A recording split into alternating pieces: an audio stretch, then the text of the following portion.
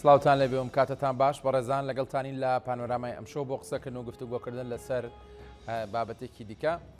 دیارە کۆمەڵێک گۆڕانکاری و کۆمەڵێک کێشمەکێشم و ئاڵۆزی هەیە کە هەم جیهان هەم وڵاتانی دراوسێ هەم خودی عێراقیشی پیادا تێپەڕ دەبێت هەموو ئەم ئاڵۆزی و ململانیانی کە هەن دیارە بەدەرنین لەو کاریگەریانی کە ئایا هەرێمی کوردستان چ کاریگەریەکی دەبێت لەسەر بارودۆخە و ئایا کاریگەری ئەم ئاڵۆزی و کێشمە کێشمانە لەسەر هەرێمی کوردستان کاریگەریەکانیان چییە؟ هەرێمی کوردستان چۆن دەبێت خۆی ئامادە بکات بۆ ڕووداوە خێرایانی کە پێشبینی ناکرێن لە جیهاندا ڕووبدا و لە وڵاتانی دراوسێ ڕووبدا و ئەوەندەی کە دەبینین لە ئێستادا بارودۆخی هەرێمی کوردستان بارودۆخێکی سەقامگیر نییە لە زۆر ڕۆ لە ڕووی سیاسی لە ڕووی ئابووری لە زۆر ڕووی دیکەوە ئایا لەسەر وەختێکی وەکو ئێستادا هەرێمی کوردستان دەبێت چۆن مامەڵە لەگەڵ ئەو بارودۆخانە بکە لەگەڵ بەڕێز دکتۆر سامان شاڵی نووسەر و چاودێری سیاسی لە هەولێر شەنوکەوی ئەم بابەتە دەکەم. دکتۆر سامان سلااو دەبێت سپاس بۆ ئەم دەرفەتەی بێمەدا پێکەوە گفتوگۆ بکەین. دەپرسم ئەو بارودۆخی کە ئێستا هەرێمی کوردستانی پیادا تێپەڕ دەبێت لەسەر وەختی و ئاڵۆزی و کێشمە کێشمانی کە هەیە چی دەگوزارێت یاخود خوێندنەوەی تۆ چییە بۆی؟ پێشەکی سلااو بۆ ئەم چاوپێکەوتنەوە سلاویشم هەیە بۆ بینەرانی کورسات نیوز. بەداخەوە دۆخی هەرێمی کوردستان زۆر دڵخۆشکەرە نییە لە زۆر ڕۆوە لە ڕووی یەکەم تەبایی سیاسی لە بینی حیزبە سەرەکیەکانەوە بە تایبەتی پارتی و یەکێتی لە ڕووی ئابووریەوە لە ئەو پەیوەندی حکوومەتی هەرێم لەگەڵ حکوومەتی بەغا هەروەها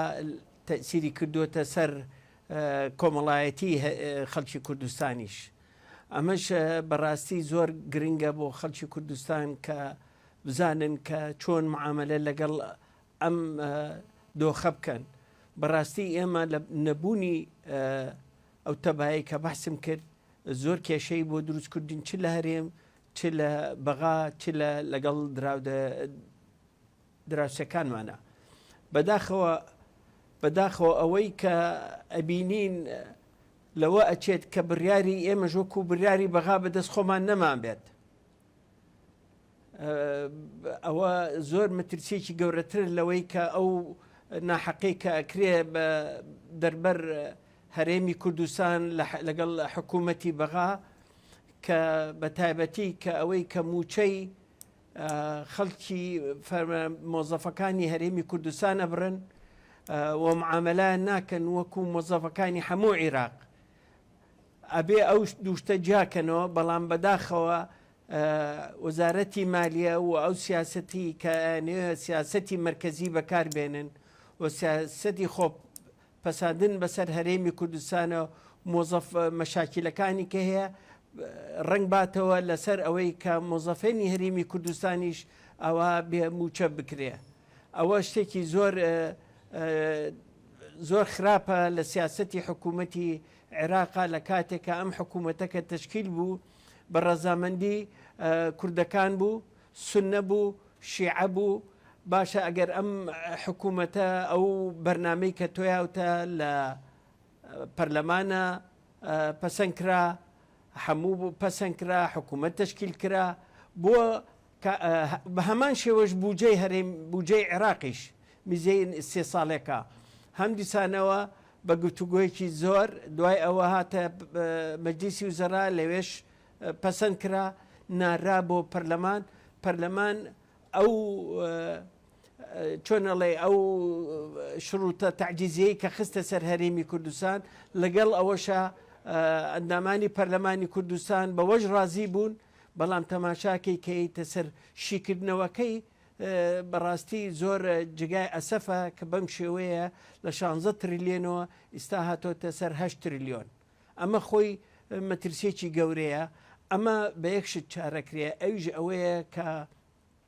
بەڕاستی بەحسیشم کردووە ئەنجومێنێکی باڵای کوردستانی کە سەرۆکی حیزبەکان ساحێب بڕیارن ئەوان تیادابنیشن پێکەوە لەسەر مێزێکی خەڕ گفتوگۆ بکەن هەرچی شتەکان هەیە بیخەنە سەر ئەو مێزە بۆ ئەوەی بتوانین پێکەوە استراتیجیەکی دابنێن بۆ ئەوی مافەکانی خەڵکی کوردستان بپارێزن لە هەموو ڕێکەوە.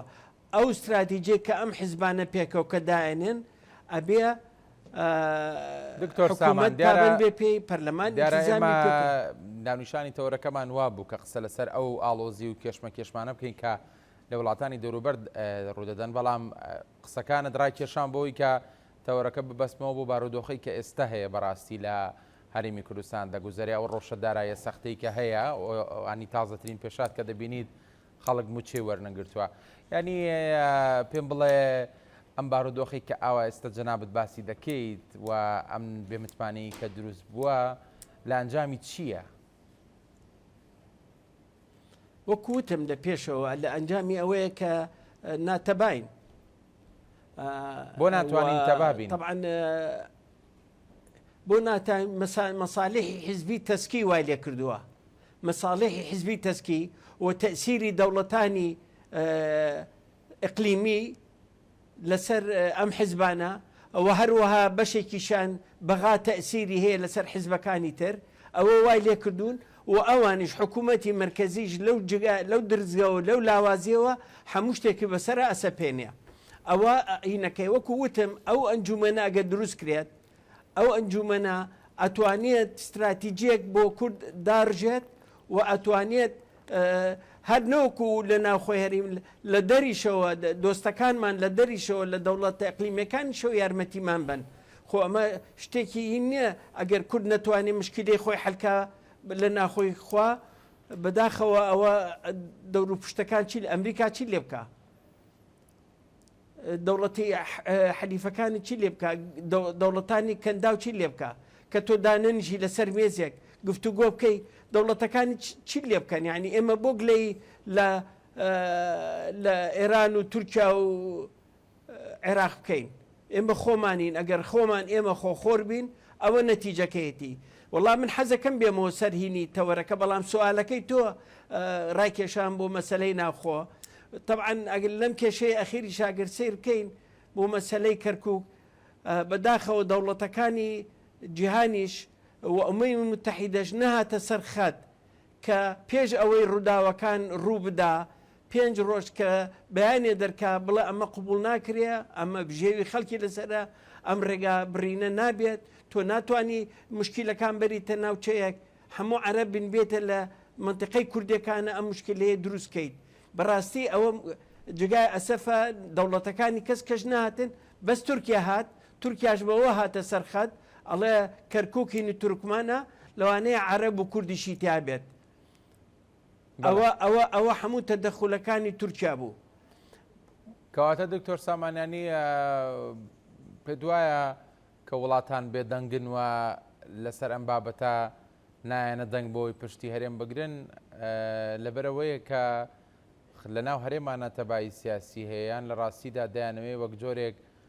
لە پاڵپشتی بۆ حکوومەتی عێراق بێدەنگی هەڵبژێرن. کاکە با من شتێک بەڕوونی بە جەنابە بڵێم. طبعا کە لە ئەمریکا لە 2003 کە هاتە ناو عێراقەوە و کە دەستور دروستکرا ئەوانە یاسای ناوچای فدراڵی هێنایە ناو دەستوری عێراقەوە چەسپانی و لە ناو ئەو فدراڵیە هەرێمی کوردستان وەکو ناوچەیەکی فدراڵی ناسراوە. ئەمریکا و حولەفاکان هەمیان ئەڵێن ئێمە کوردستانێکی بەهێزمانەوە لە ناو چوارچەوەی عێراقی یەگرتووە. ئەمە نامەکەیان بۆ لە هەوە ڕۆژەوە تاکون ئیمڕۆ و ئەمە پشگیری نەتەوەی گرتوەکانی لەسەر بووە بەریتانیا، ئەڵمانیا، فەرەنسا، ئەمانە هەموو پشگیریان کردووە. بەڵام و بینیشمان ئەم عیلاقەتە زۆر زیاتر بەهێز بوو لە شەڕی داعشە کە خوێنی پێشمەرگە لە سەرانسەری کوردستانەوە پێکەوە ڕژا و ئەو ساکە بەهێزترین بەقووەت بووین، بەڵام نەمانتوانی ئەو ئیسیفادە لەو یەکگرتووە بگرین بۆی ئیدامەی بین. طبعا لە دوای با بڵێن نەخۆشەکەی خوا لە خۆشبوو مامجەلال لە 2012 ئەتر ئەم دوو حیزبە لە یەک وردە دوور بوونەوە. ئەم دوو حیزبە بە قائمە لە 2014 نەهاتنە خوارەوە ئەوە بوو بە زنجیرەی چڕانی ئەو ئیتیفاقی استراتیجیە تاکوون ئیمڕۆژ هەر بەرەو لە یەک دوورە ڕۆنەوە نزیگە بنەوە و دوورەکەونەوە نزیگە بنەوە و دوورەکەونەوە بەداخەوە ئەمەش وای لێ کردووە کە خەڵکی بێزارکە ئەمریکا پشگیری کوردستانەکە بە شەرتێک لە ناو چوارچەوەی عێراقا بێ ئەمە ئەوە نییە دەوڵەتەکان وازی لێ بێنن ئەم بژاردەی هەڵبژاردووە قایی لە بەوەی لە چوارچەوەی عێراقدا بێنەوتی ڕادەست کردووە داتا و ژمارەکانی بردوۆتە بەغدا هەموو هەفتە نافتەیەک وەف دەگەچێ بۆ بەغدا چوزانم هەدایان ڕێگا دوا قسە دوا زانیاری ئەوەیە کە دوێنێ وەفدی حکوومەت هەرێمی کوردستان دەڵێت بەغدا وەکو پارێزگایەک مامەڵە لەگەڵ هەرێمی کوردستان دەکات بۆ لە پای چی؟ لە پای ئەوەیە کە ئێمە لاوازین لە پای ئەوە ئەجین لە هیچ شتێک نییە کە بتوانێت کاکە ئەوەی کە ڕوویە من حەزەکەم بە بەحسی دەوڵەتەکان بکەم بۆ پشگیری هەرێمی کوردستان ئەمریکا ڕاستە ئەولەویاتی گۆڕاوە لە ناوچەکە بەڵام ئێستا ئەم جوڵەی ئەمریکا کە هاتۆتە ناوچاکەوە ئەمە وای لێ کردووە عێراق زیاتر زەخت بخاتە سەر هەرێمی کوردستان لە دوای محکمەی پاریسەوە طبعاً محکمەی پاریس محکمەیەکی ئەو شکارتەکە لە هەرێمی کوردستان نەکرا بوو شکارتەکە لە تورکیا و لە بینی عێراق و تورکیا بوو بەڵام لە بینی ئەمە هەرێمی کوردستان بوو بە سوتەمەنی بەڵێ بوو بە زەحەی ئەو قەرارە طبعاً محکمەی پاریس محکمەیەکی علاقەی نییە بەوەی کە کوردە و عەرەبە و تورکە وانەی نیە ئەو سەیری یاساکەن ئەوانە محکمەی اتحادی بەغانین بە شێوەیەکی کە موسەیەز کرابێت لەبەر ئەوە ئەمە کە ئێمە ڕازی بووین کە ئەم وەزعە هاتە پێشەوە وەزعێکی تازەیە وەکو جەناب وتێ هەموو شتێکمان ڕادەست کردوون بەڵام ئەوان ڕۆژ بە ڕۆژ نوێ سزا و گەماروی زیاتر بخەنە سەر هەرێمی کوردستان ئێمە ئەبێ مووقفێکمان هەبێ ئەگەر ئەو ئەنجومە دروست بوو ئەم حیزبانە پێکەوە سیاسەتێکیان هەبوو ئەتوانن ئەگەر هەر لە دوای ئەوەی لەگەڵ دۆستەکانمانە لە ناو پەرلەمانە لەگەڵ حیزبەکانی سونەکانە شیعەکانە دۆستمان هەیە لە ناو ئەندامانی پەرلەمانی بێلایەنەکانە ئەمانە ئەگەر هات و گفتوگۆ ڕێن نەگەشتینێ نەتیجە لە دەوڵەتەکانی کەندا و دراوسەکانمان داواکەین لەگەڵ ئومەی متحیدە و حولەفا داواکەین ئەگەر ئەمانە هیچی دەستی نا و ئەوان مصر بوون لەسەر ئەوە کاکە ئەتوانێن بە ئاسانی ئەم قەرارە بن ئەم ئەنجومەنی باڵایە سەرۆکی کۆمار وەزیرەکان لەگەڵ جێگرێ وەزیرەکان ئەوانەی کە لە بەغا دەستیان ئەڕوات هەموو بگەڕێنەوە هەرێمی کوردستان بلۆکی کوردی لە پەرلەمانی عێراقی بگەڕێتەوە جا پێ دوایە ئەماکرێت لە محکم دەقێت خوا بە تاوی کەم ئەگەر زەحمە نەبێ ئەوە ڕاکێشنەوە دوو ئەنداممان هەیە لە محکمەی ئینتیحادی سەفیرەکان بابێنەوە هەرێمی کوردستان با مووقفێکمان هەبێ اینجا با دەوڵەتانی دنیا بزانن کە ئێمە تەرەف نین لەوانە ئەوە حکوومەتی عێراقە دەستور ئەشکێنە گەمارەوە خاتە سەر هەرێمی کوردستان و ئێمەش ئەبێ بەشدارێکمان هەبێ و خەڵکەکە ئەو ساکە مووقفی یەکگرتووی کورد زۆر فەرقەکە لەوەی کە ئێستا جیابەجا کە ئەچینە بەغا کەواتە هەر پرسمەوە ینی پێت وایە ئەمە ئەکرێ ئەم فشارە دروستە بێ بەڵێ ئەتوانرێ ئەگەر یەک بین بەڵێ ئەگەر ئەو کۆبوونەوە بکرێت ئەو کۆبوونەیە بکرێ و سەرۆکی حیزبەکان ئەو استراتیجیە دابڕێژن بەڵێ ئەکرێت ئەی کورد بۆ ناتوانیشت بکە ئەی کورد هەرە بێ هەزاران شەهیدی یاوە سەدام بەو هەموو قووەتی خۆی و نەیتوانی پشتی کورد فشکێنەیە ئەم حکوومەتانەی کە یەک لە دوای یەکەوە تاکو نیستا ئەرفانمان ناوە هەڵەبجەمان ناوە 4500 دێمان وێران بوو هیچ نەمانێکم بەرامبەرمان بە درەندەی هەزاران پێشمەرگە لە شەڕی دژی حکوومەتە شەڕکراوە و شەهید بوون ئەوە ئەخیر شت ئەم 4 شەهیدەی کەرکووکیشمان ناوە کاکە کورد ئەگەر یەک زۆر شتی پێکرێ بەڵام کە لەبەرەوەی یەک نییە هیچی پێ ناکرێت تۆ هەرەچیتە بەغا وەفدێت و وەفد دەڕۆ ئەی نەتیجە چی پێکرێ دەفەرمو ڕفزی کە بڵێ 500 میلیارەکەەوە ناگران پێ وایە ئەخرەگە تۆ ڕفزیکە دکتۆر سامان پێ وایە ینی بە بۆچوونی جەناب بەیانی سەرکردایەتی کورد بژاردەیەکی دیکەی لە بەردەمانەما بێت چکە بەڕاستی دۆخی ئابووری هەرێمی کوردستان لەوە زیاتر هەڵناگرێ وەزیری دارای حکوومەت ئێرەم دەڵێ 500 ملیاری کە بەغدا دەینێرێت ئەنی کورتێنانێکی گەورە هەیە زیاتر لە 300 ملیار دینار کورتێنان هەیە کە پێویستە ئێمەش ناتوانین بەداهاتی ناوخۆمە پڕکەینەوە خەڵکیش پێویستی بە پارەیە بە معاشە بە ژیانە بە هەموو شتێکە پێدوانی ئەو بژاردەی تۆ باسیەکەی بۆتە چارەسەرێکی حتمی دەبێت سەرکردایەتی سیاسی کورد بیری لێ بکاتەوە کاکە تۆ ئەوان ئەمە معاملەکەیە و مووقفی ئەوان ئەیانەوەیە ئەوان حکوومەتێکی مرکزی هەبێت ئیمانیان بە فدراالێت نییە ئەمانە ئیمانیان بە فدراالێت نییە و دەوڵەتی ئیقلیمیش دەوری هەیە لەسەر ئەوەی کە هەرێمی کوردستان لاواز بکرێت لە ڕووی اقتصادیەوە خەڵکەکەی دژی حکوومەت و دژی ئەم حیزبانە هەستێتەوە کاکە ئەم حیزبانەش وایە لیا تۆ خەڵکەکەش متمانەیان پێنەماوە باشە کە حیزب خەڵکی لەگەڵانە بێ هیچ نییە حکوومەت ئەگەر خەڵکی لەگەڵانە بێ هیچ نییە ئەی باشە خەڵکەکە مهمە ڕاستە وەزعی خەڵک تەواو نییە هەمووی ئەوانە دیارە بەڵام هەرێمی کوردستان بەو داهاتانەی کە خۆی هەیەی ئەتوانێت نەختێ لەسەر خۆی معاملە بکە و خەڵکەکەش ئەگەرزانی ئێمە مووقفێکی یەگرتومان هەیە مووقفێکی حیزبەکان و کورد هەمووی دەستی لە ناو دەسایە بەڵێ خەڵکەکەش لە مووقفەکان تێگا ئەتوانین بەو معاشەی کە هەمانە بەو پارەی کە هەمانە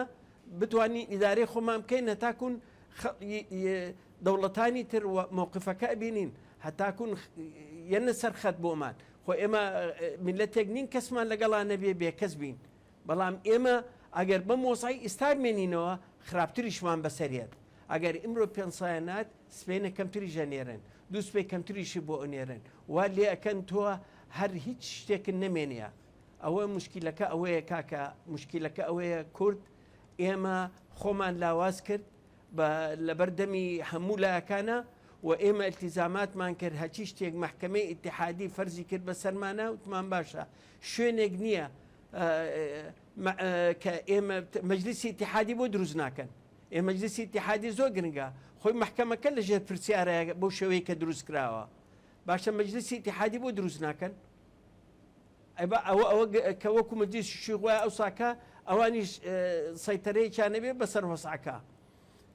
کاکە ئێمە معاملەی محافەزاتیشمان بۆ ناکەن کەمترمان بۆ ئەکەن برای عزیزم ڕاستە ئەمە وەزەفانە چاوێن لە حکوومەتی هەرێمە و مافی خۆشیانە کە داوای حەقی خۆیان بکەن خەڵکەکە بژێوی هەیە مەسرەفی هەیە مناڵی هەیە خانەنشینەکان دەرمانیانەوێ پێویستیان هەیە شتیان هەیە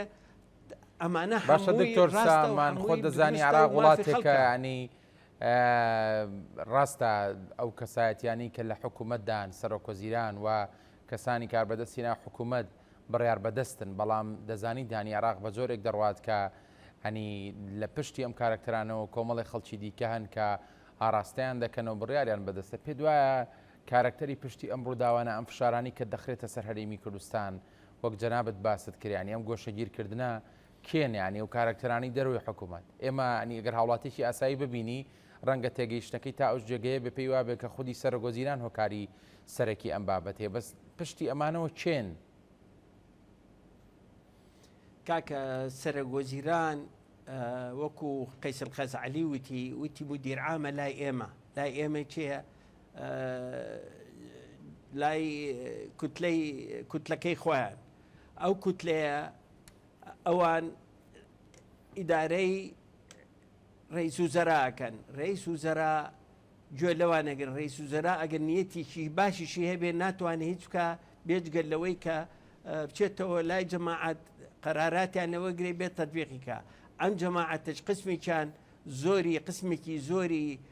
ئەمان وەلائین یعنی وەلایان هەیە بۆ دراوسەیەک لەم دراوسیانە ئێمە ئەبێ بزانین لەگەڵ چێ تەعامولەکەین کاکە ئەوە مشکلەکە لێرە هەر ئەوانین دەوڵەتی ئیقلیمی تەدەخولەکە ئەوانە هەمووی گەمارۆی هەرێمی کوردستان راوە و مەترسیشی هەبوو لەسەری ئەوەیە بۆیە تەماشاکەی ئەمریکیەکانیش ئێستا جوڵە جوولی ئەمریکیەکان ئەو فشارەشی زیاخستۆ لەسەر ئێمە چونکە ئەمریکا ئەوێ ئەو حدودی هەمووی بچڕێنێت ئەو حدودەی بچڕان یعنی هیلالی بڵین شیعیشی ئەبچڕێنێ ناڵێ ئیتیسال بێنێ لە بینی ئێران سووریا و لوبنانیش ئەوە مەترسێکەیە ئەوانیش ئەنێ زەخت خەنە سەر حەلیفێکی ئەوان کە ئێمە بە حەلیفی ئەواندا ئەنێن کاکە من شتێک ئەڵێم حەزەکەم باش بیزانن ئەم حیزبانە دەوڵەمەنن بۆ پارەکان ناهێنن یەکی 1 میلیارد 2 میلیارد بێنن بخەنە سەر بیاس بێن بەم حکوومەتە بۆ ئەوەی بتوانە ئەم ئیشوکار بەرێ بەڕێگاوە تاکوون چارەسەرێکی ڕاستەقینە ئەبێ بۆ ئەم مۆزوعە بە شەرتێک ئەو چوار خاڵی کەوتم ئەمانە هەمووی بگەڕێنەوە هەرێمی کوردستان کە وەختێک سەرۆکی عێراق لە بەغا نەمێنێت ئەوە هەیبەتی عێراقە کاکە کە پەرلەمان کوردی تا نەمێنێت ئەوە هەیبەتی عێراق لێراوە کە سەفیر و وەزیر و نەمێنێت کە لە مەحکەمەی ئیتیحادیە کەس نەبێنێت ڕاستە توانێت جێگاکانی بە مۆختی پڕکاتەوە بەڵام ئەزانن شەریکی سونەکانیش ئەبێ حساب بۆ خۆیان بکەن کە ئەوانش کەمینن ئەوانیش دەوریان هاتۆتە یەتە سەر ڕاستە لە بەعزە جارێک ئەملا ئەولا ئەکەن دژی ئێمە بەڵام نەبیریان نەچێت سونەکان کە عانی داعش هاتوو کە عانی شەڕەکە بوو لە جسری بزێبز نان هێش بچنە ناو بەغاوە هەمان بە پاس بردیانم بۆ مەتار و هێنایان بۆ سلێمانی و هەولێر ئەبێ سونەکان ئەوانشان لەبیریە کە داعش و بە هەموو لاکان هەر سونەیانە کوشت ئەبێ ئەوانیان لەبیر بێ ئەوانیش ڕۆژی ئەوانی ژێ قەیناکە ئیمڕۆ لەسەر ئێمەیە بەڵام ڕۆژی ئەوانە ژێت ئێمە ئەڵێن من بەڕێی من ئەوەیە کورد بە جارێ بە دایلۆگ بە گفتوگۆ چەند بتوانێت یەکریز بێ بەڵام بە گفتوگۆ بە دایلۆگ لەگەڵ حکوومەتی عێراقا دکتۆر سامان هەست ناکەی دەمەکە لە دیالۆکانین لەسەر وەختی دانی پێکێنانی کابینەی تازی حکوومەتی عێراقی تاکۆم ساتی من و تۆ گفتوگۆکەین دیالۆگ دوای دیالۆگ کوان چارەسەری کێشەکان کوانی دەستەواری پڕی ئەمۆفدە بۆ خەڵکی هەرێمی کوردستان کاکە ئیطاری تەنسیقیە ئیطاری تەنسیقی وەکو وتم ئەوان لە پشت ئەمەوان ئەوان باج بە تایبەتی باجێن کورد ئەبێ باج با چووکە بەڕاستی حیزبەکانمان بوو بە دوو کەرتەوە لەعانی انتخاباتی 21کە پارتی لەگەڵ مقتەدە سەدەرە و حەلبوسی بوو یەکێتیش لەگەڵ ئیطاری تەنسیقیا بوو با بەڕوونی قسە بکەین ئێستا کە مقتەدە سەدر کشایەوە حەلبوسی و پارتی چوونە ناو ئەم اتفاقەوە ئەوان ئەو مووقفیان لەبیر ناچێت ڕاستە هاتوون و اتفاقیان کردووە کاکە سێ نوع اتفاقات کراوە لەگەڵیانە کاکە لە لای شیعە درۆکردن ناڕازگۆیی با بڵێن تەقیەیە پێ دەڵێ ئەی کەم و ناشیکە قسەی هینیان نییە ئێ باشە ئێمە چیمان بەدەستە ئێمە دووسێشت هەیە سلکی دیبلۆماسیەکانی هەمویان تێبگەینین قەیناکە ئێمە دەرگای گفتوگۆ ئەبێ بێڵینەوە کاکە دائیمەن ئەبێ ئەو دەرگای دایلۆگە بێڵینەوە بۆی نەڵێن کورد دەرگاکانی داخستووە حکوومەت ئەبێ کارکار ئەبێ دائیمەن ئەو دەرگایە کرابێتەوە لەنا خۆشمانە ئەبێ قەرارێ بین قەرارەکە چی بێ ئایا ئەم سبەینە مەجلیسی وزەرا کۆ بێتەوە لە هەولێر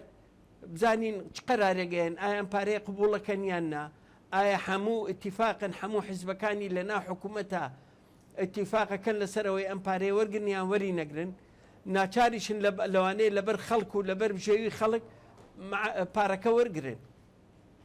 بۆ ئەوەی لەگەڵ پێنسەکەیش نەبێت دوو مانگە توانن بن لە مانگی نووە مەسەنە گەربیانەوێ بژێوی خەڵک چاپکەن ئێمە دوو مانگ ئەوە گەشتینە مانگی نووە ئەگەرم مانگەش تاخیر بێ بە سێ مانگ خەڵکەکە تەحمل ناکە خەڵکەکە مەشاکیلی زۆرە حکوومەتیش مەشاکیلی ئابووری زۆر هەیە بەڵام ئەبێت پێکەوە بین ئەگەرمانەوێ هەچ قەرارێک بین بەڵام قەرارەکە بەڕێی من پێکەوە بین ئێمە نین حزبێک بڵێ ئەوەی کە ڕوویاوە لە کەرکووکە لەبەر ئینتیخاباتە ئەخرەوە ئەوە گوناحە نەبووە ئێمە کورد و سکوت بووینایە تاکوون ڕووداوەکە ڕووبە اینجا بینە دەنگ لەسەری ئەبواە ئێمە پێش ڕووداوەکان جۆمان لە مەواعید و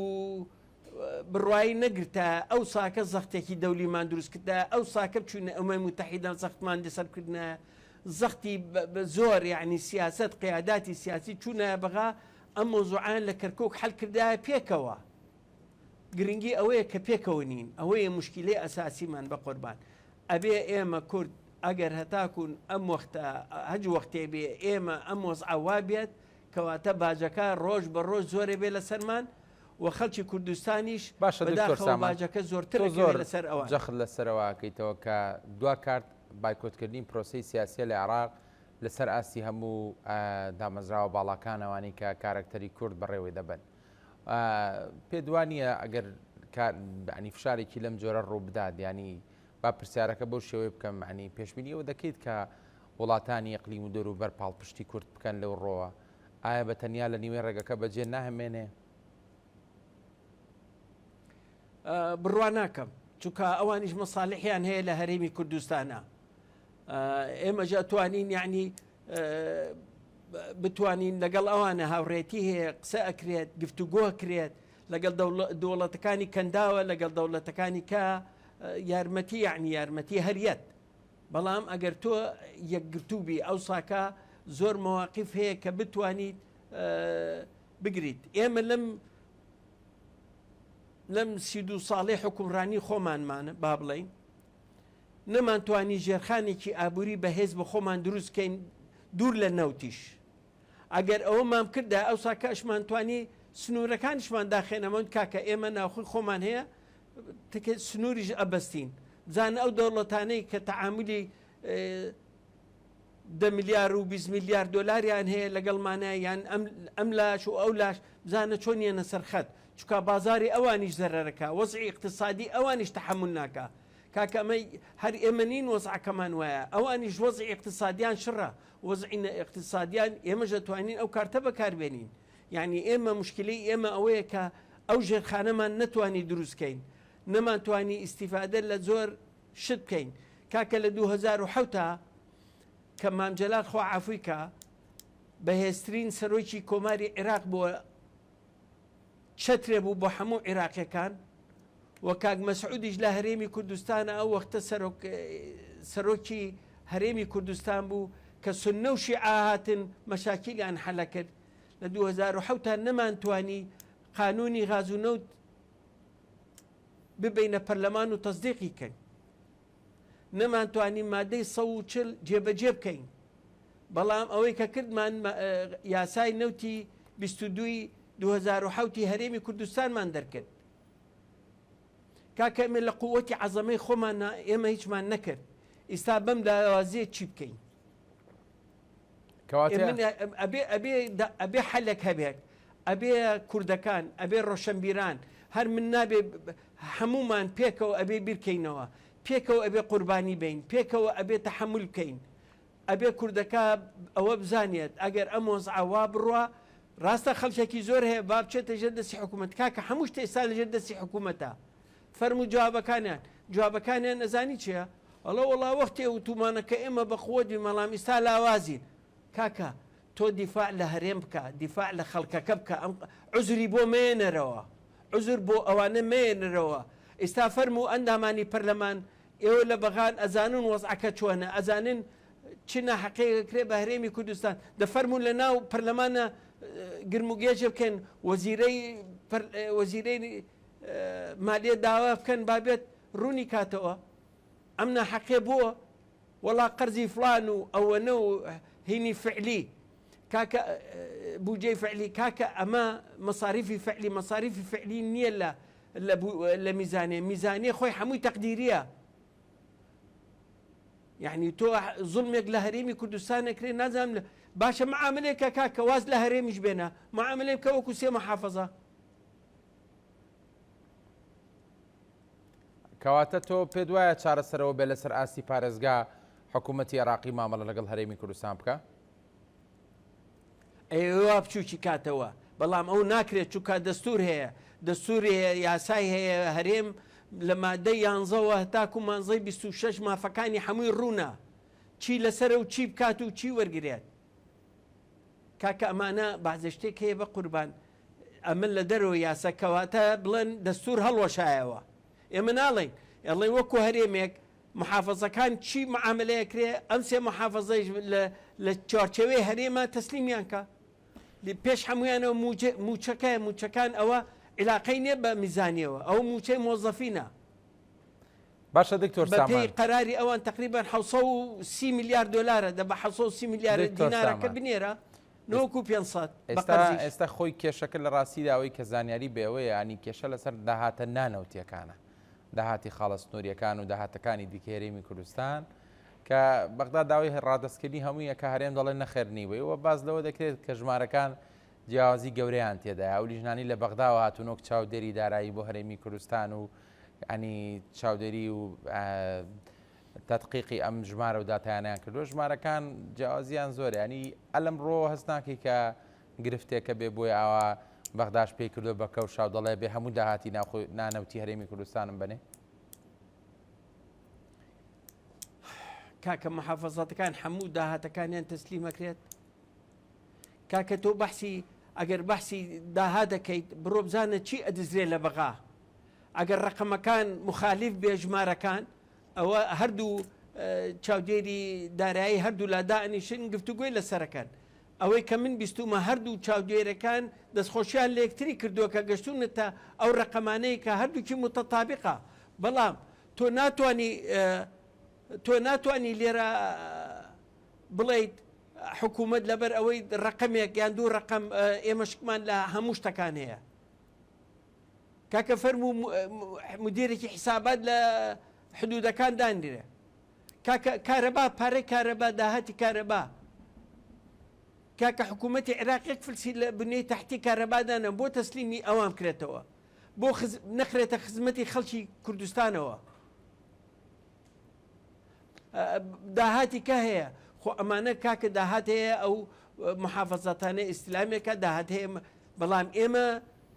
حکوومەتێکی فیدراالین بە پێی فیدراالیت ئەبێ بزانێ کامەیە فیدراالیە داهاتی فیدراالیە و کامە داهاتی نافیدراالیە ئەبێ ئەوە ڕوونکەنەوە حکوومەتی عێراق ناوێت گوێی لەو قسانە بێت حکوومەتی عێراق ئەوێ حکوومەتێکی مرکزی بگەڕێتەوە تۆ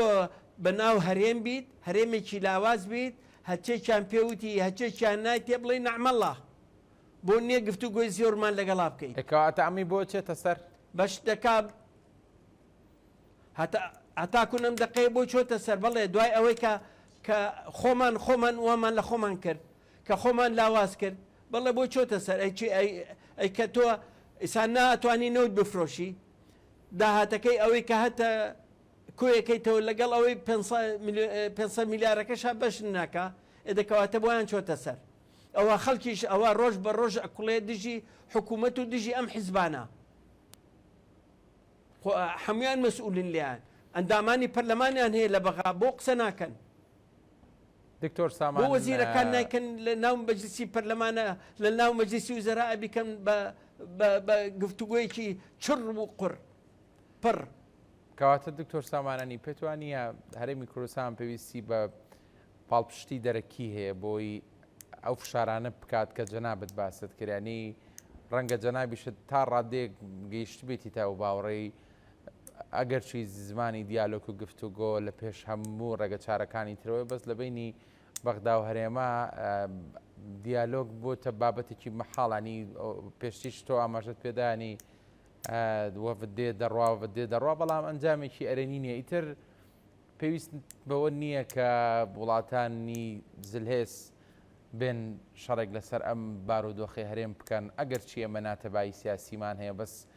ڕەنگە خەڵکی تر بەرگەی ئەم هەموو برسێتی و بێمەعاشی و بێموچەیە نەگرێ بەڵێ وەکو هەر لە شاشەکانی ئێوە خێرمەوە پێشەوەی بینێ ئەم بەرنامەوە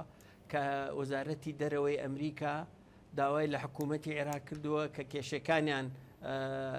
پێکەوە دابنیشن کێشەکان حەلکەن و هەروەها ئەوەی کە ڕوویە لە کەرکووکیشە ئیدانەی کردووە بەڵام ئەمانە درەنگ هاتن بەڵام درەنگ باشترە لەوەی کە قەت قسە نەکەی وەزارەتی خارجیە مادام هاتە سەرخەت یعنی